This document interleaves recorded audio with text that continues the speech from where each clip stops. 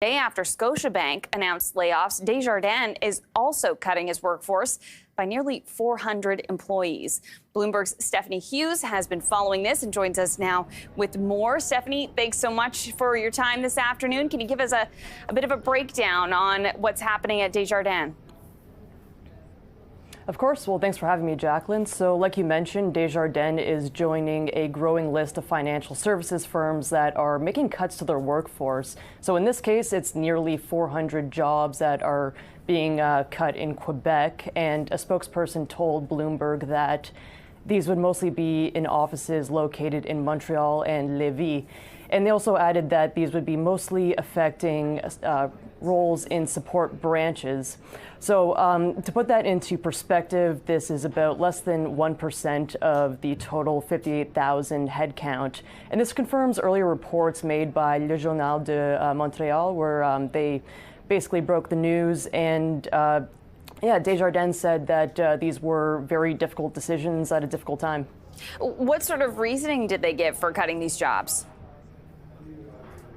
Oh, they pointed to many different economic challenges like volatility, inflation, and just this overall economic slowdown that a lot of companies are facing right now. So management's really paying attention and prioritizing this cost management strategy, which two things jumped out at me on that front. One of them was the focus on office use and seeing if it actually matches their current headcount.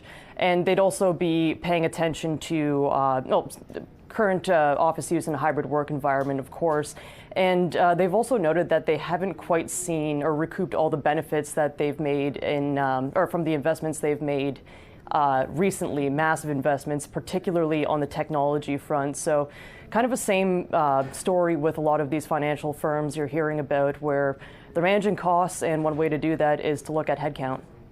And it's not the only one doing that, right? I mentioned Scotia just making an announcement yesterday about job cuts. Can you give us some context on what you're seeing in the industry overall? Of course, yeah, like you mentioned, Scotiabank looking at reducing its global workforce by about 3%, about 2,700 jobs there.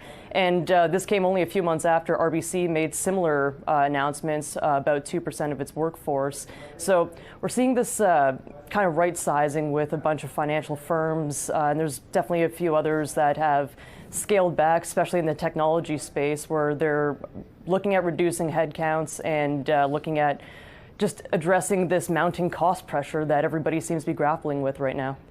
Okay, Stephanie, thanks so much for bringing us the latest on this. We appreciate it. That was Bloomberg's Stephanie Hughes.